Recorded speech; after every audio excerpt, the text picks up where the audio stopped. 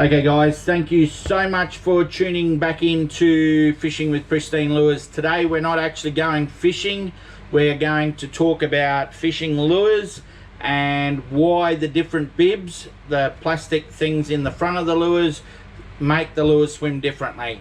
Then we're going to have a quick chat about these lures that are here I've got on the table. Then we're going to go out and I'm going to have an underwater camera to show the swimming actions underwater, and I'm also going to have a GoPro above the water to show you above the water what they look like as well. Okay, so jumping right in, we've got a few different things that'll make a lure swim differently. This thing here on the front is called the bib. I use Lexan on all my bibs. The shape of that bib, the angle of the bib, and also the shape of the lure will make it swim differently than other lures. This one here with that shape, with that angle bib, swims shallow, and it's got a really nice roll to it, but it's also got it rolls that way, but then it also swivels that way as well. Same lure, longer bib. Then we've got the bib toe, the toe point towed from the bib, which will make it swim extremely deep. But yeah, and got a little bit more tighter action. So that's those two. The really good example I'll show you in the test tank is these guys. That is my SQUIRT lure. Very, very good on bass, flathead, stuff like that. Brim, I've caught brim on it as well.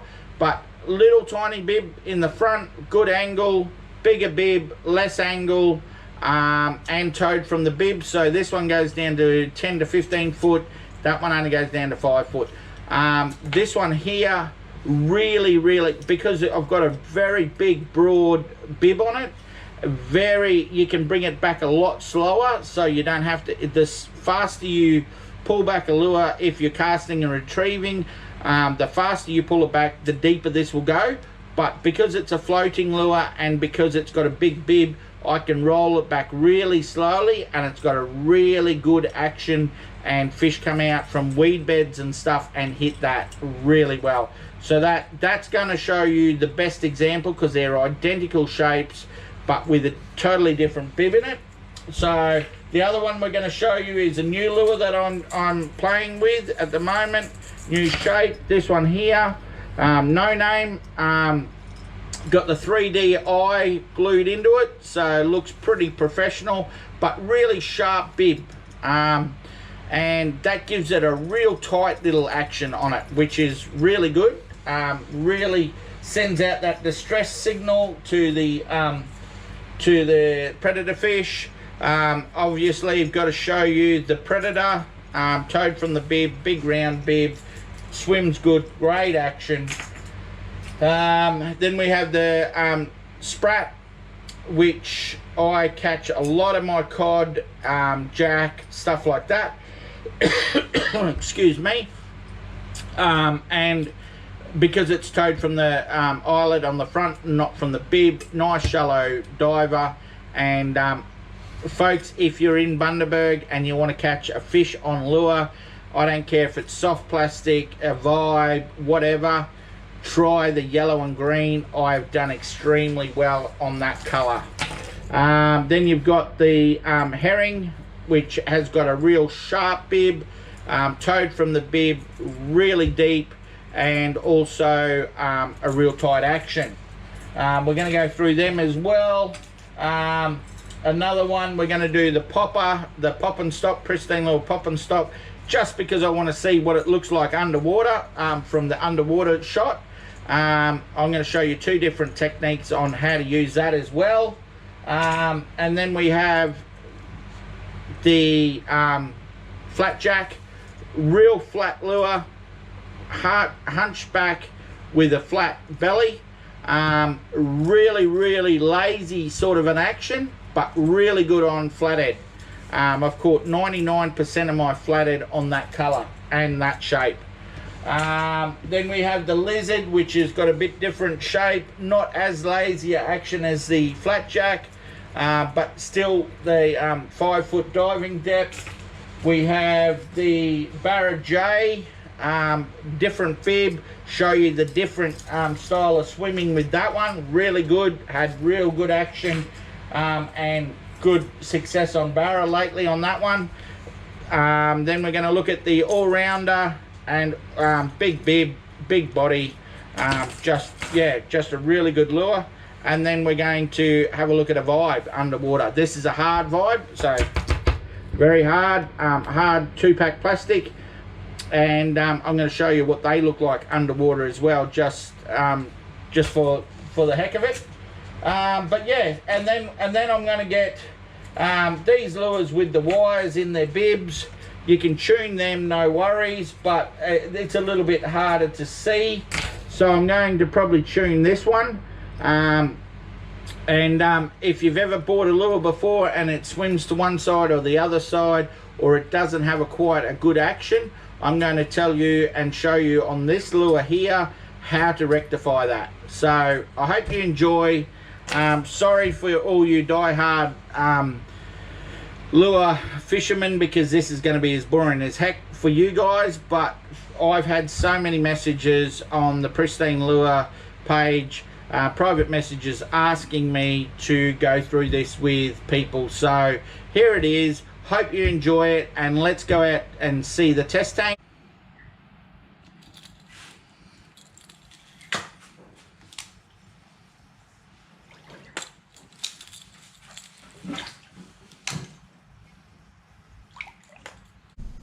We're going to go with the firebox first.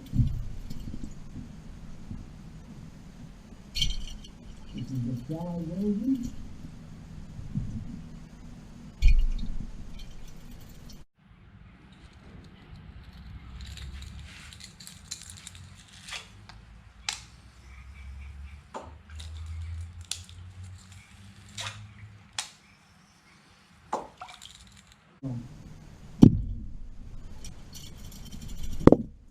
A lot deeper and a lot different action.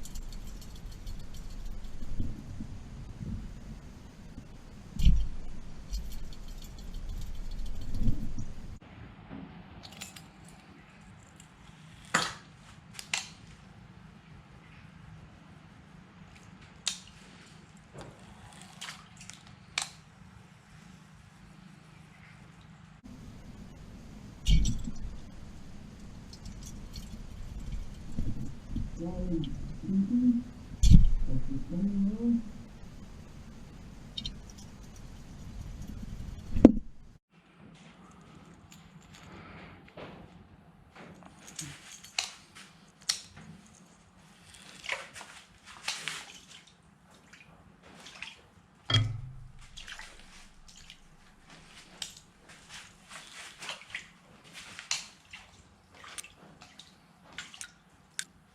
A lot of noise.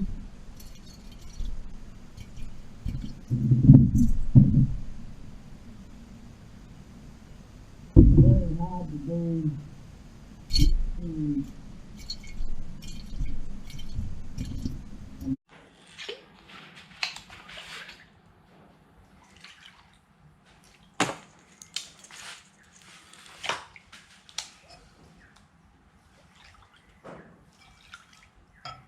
The pop and stop. First one I usually do is that one. I'll do it again. start.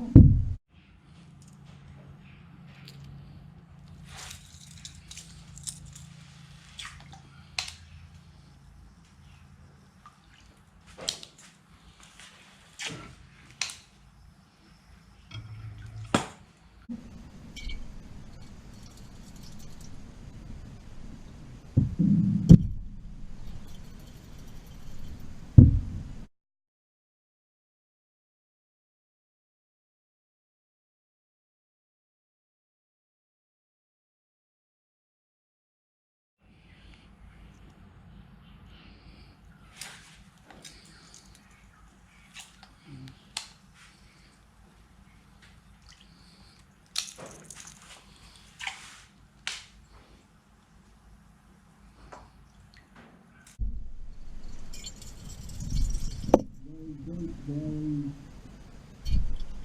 thinner, very thinner.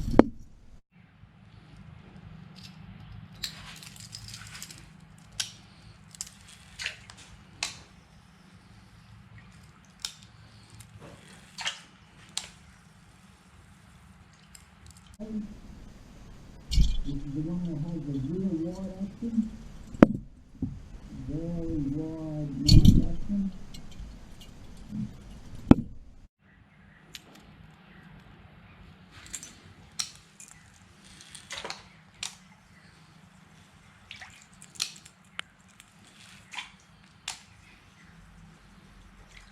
The herring.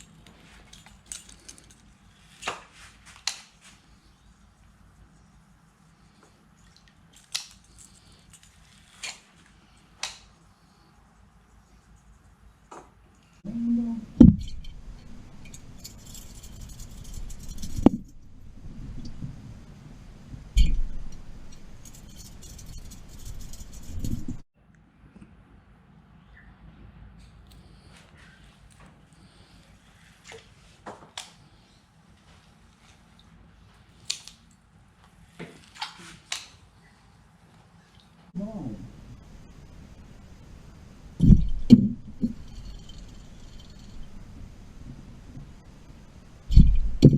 Obviously.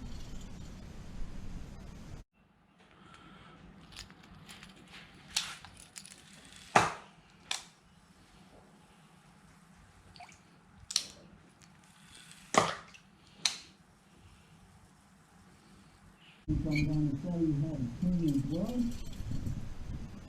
That's in there. Okay guys, now I'm going to show you how to tune a lure. So the same principle works with the lures that are towed from the wire on the bib, but this nose wire, if it's swimming to the left or to the right, you want to bend that slightly the opposite way. So I'm going to bend this now with my pliers one way. So I'm bending it to the right. So I'm going to show you what it does now once I've bent that out of shape. This could happen with other lures straight out of the box, or it could happen after a big fish or a big snag. So we're going to have a look now. Now that lure's swimming to the right. Okay, so once again, it's swimming to the right. So now if I hold, get my pliers, sorry, and bend that then slightly to the left, and I'm saying really slightly to the left, then we'll swim it again and see what it goes like. Okay, so I bent it too far.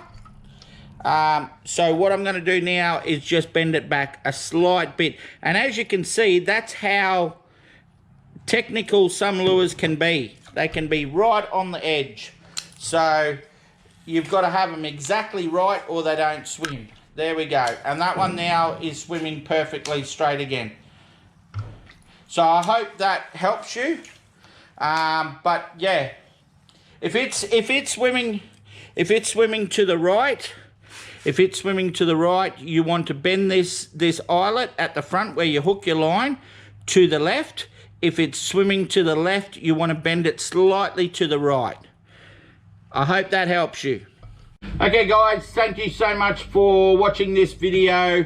If you've bought a lure in the past and it won't swim correctly, send me a little bit of a video clip on my Facebook page, which is Pristine Lures, or on this one on my YouTube channel, which is Fishing with Pristine Lures, and I'll do the best I can to help you get your lure to swim correctly.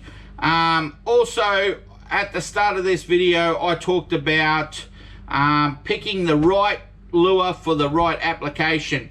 Now, what I want to say to you right now is you've got to do a little bit of research on either on the internet or from the locals and find out what sort of fish you want to catch, but also what environment they live in. E.g., are they deep? Are they shallow?